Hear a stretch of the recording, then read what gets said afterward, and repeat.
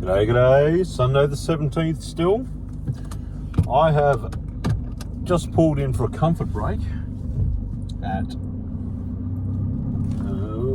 Cape Tribulation. This is a car park on the northern edge of Cape Tribulation. This is beyond what I expected. I got off the ferry and turned the camera off. 2 seconds later, I was into jungle like this, and I'm not lying, there's been maybe a kilometre that hasn't been like this, and I've been in the jungle, in the Daintree, for, let's say, 45 minutes. There was a sign before I found this turn off for the toilets. It's coming down here, excellent. Which said we were 1.5 kilometres from the beginning of the no toilets next 30 k's. Lucky, glad I did that. They said we were 1.3 kilometres from the start of the dirt, start of a gravel road. So, by my estimations, about 4 corners time, should be hitting the gravel, which means two things to me. The smile on my face is just about to get a whole lot bigger. There are some vines and trees and stuff hanging so close to the road, don't seem to the last minute either. So my smile's going to get way, way, way bigger. And two, all the tourist vans, all the camper vans and stuff like that, all the people following the rules in them, I should say, won't be going beyond this point. Because most hire cars, they tell you you're not allowed to go beyond, drive on dirt roads. So, with the dirt road coming up, there'll still be tourists, but it'll be all tourists in their own cars. Theoretically. Either way, I'm going to love it. The sunshine coming through like this, I actually packed my sunglasses away because it was getting so look at this is awesome, man. This is about the 5th one-lane bridge I've been across, Rikers Bridge. I wish you could see it. The water in these creeks is just flowing down rock bottoms, and it is so clear.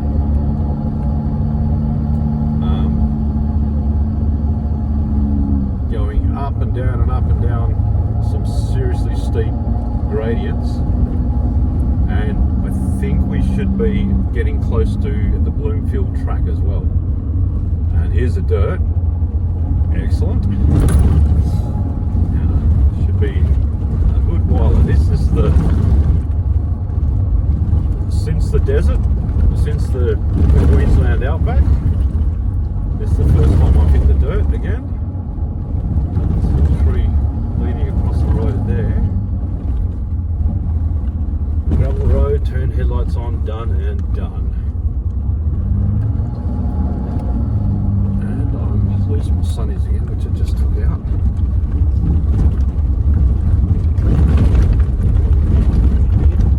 This is where the concentration starts as well. Oh, I love it. Absolutely love it. This is proper bloody jungle, proper bloody everything, proper rainforest. Out beside my side, through those trees, that's the ocean. That is the ocean straight through there. This is a big dip straight through there. Just pop them over there for now. I think I'm going to scratch up.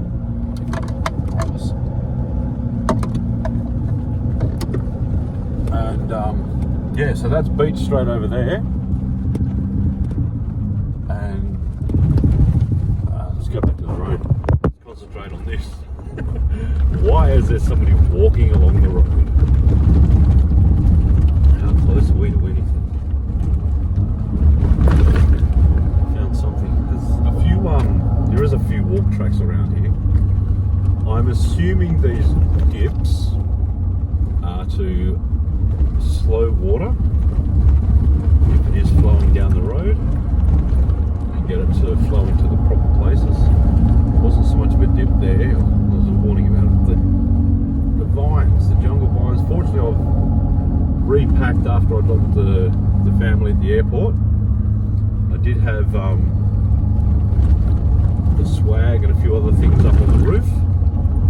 I've brought them down, put them inside now that I've got the room. Dip.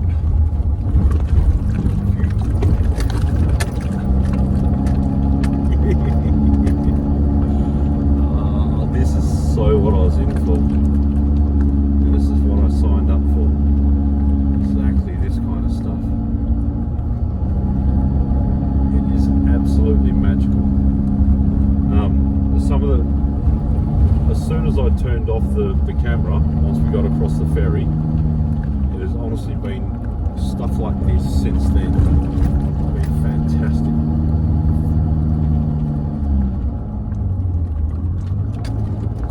Yeah, I think even if you did have a buyer car, once you got over a couple of them, I think you'd be turned around and going, you know what? Might not be such a good idea.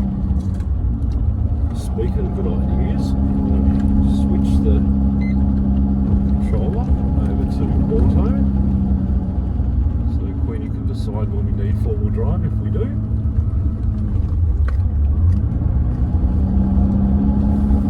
Now, it did say it was like this is still to Cooktown. Now I believe that I think this might be the crepe track. Not the crepe track. The Bloomfield Track, because it did say Bloomfield was on this road. Either way, I'm following this. The Lion's Den is at the end of the Bloomfield Track, so if I continue to follow those signs, that's my destination for tonight. Now I don't know when I'm going to turn that camera off, because this is fantastic. I've been looking at DVDs for the last year and a half, planning this trip. And you see bits of waterfalls, and you see bits of this and bits of that. I've come on a driving holiday. That's what I do. I drive. I'm a driver. I love the scenery, and I will stop if there's some fantastic stuff.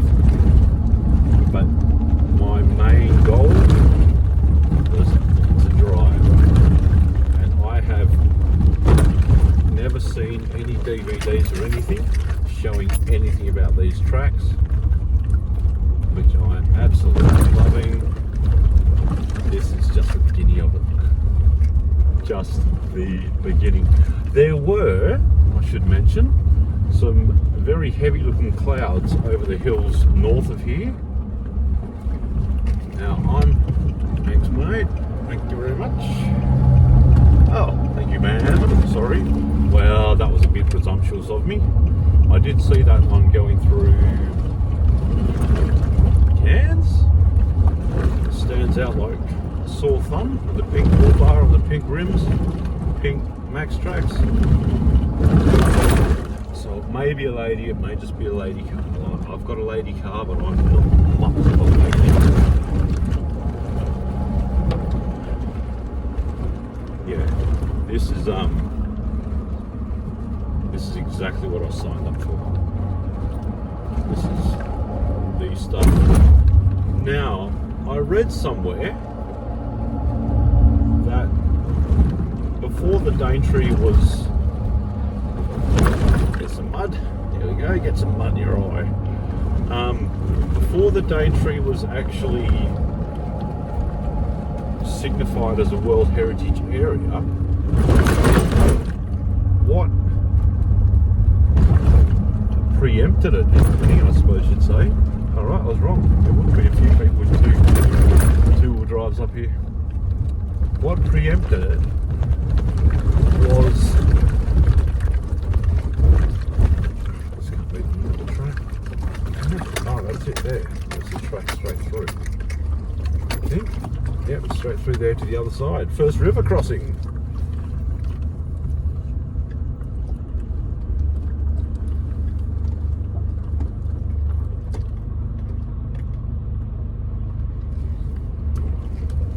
There we go. Number 1 river crossing.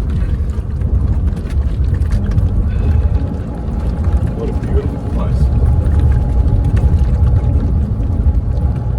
Queenie straight through it, mate.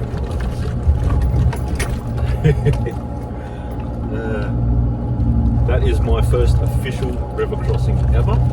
It's definitely a river, and I definitely crossed it. It's not a big puddle, it's a river.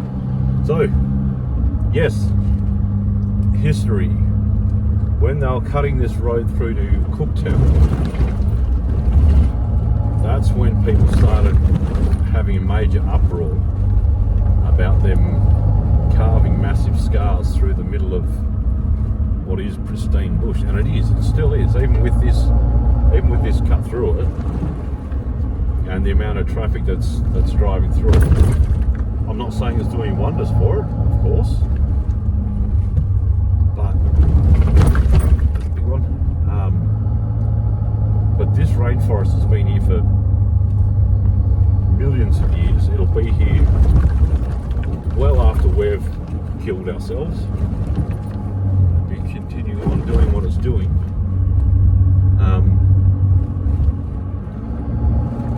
And that is just exactly this. Growing away. So this cut through the bush isn't, in my opinion, isn't that bad. Eventually people will stop using it because people will be dead, and the rainforest will continue on doing what it's doing. And it's, I mean, you can see how thick and lush it is either side. It's just magical. And if you went 50 metres either way off the edge of this, you'd be lucky to find your way back, actually.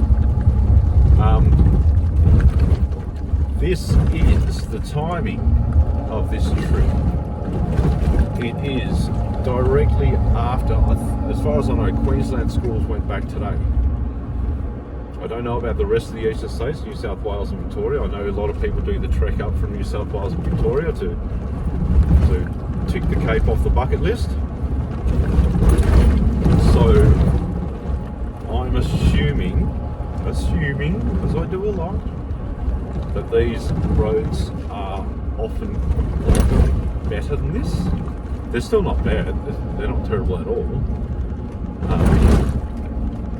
You drive any forestry road in WA, and you'll hit way more potholes than this.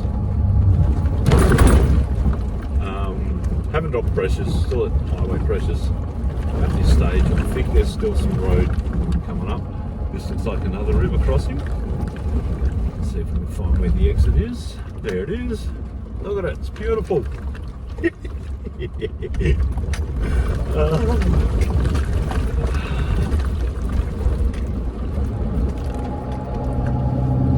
was saying to Ruth that I'll possibly turn around after a week because I was missing them too much and come back. I am going to miss them like hell, all of them. But geez, there's some distraction in there. I love this. I absolutely love it. Right, I've got hundreds of kilometres to go. I'll see you soon. There's a dip here. So.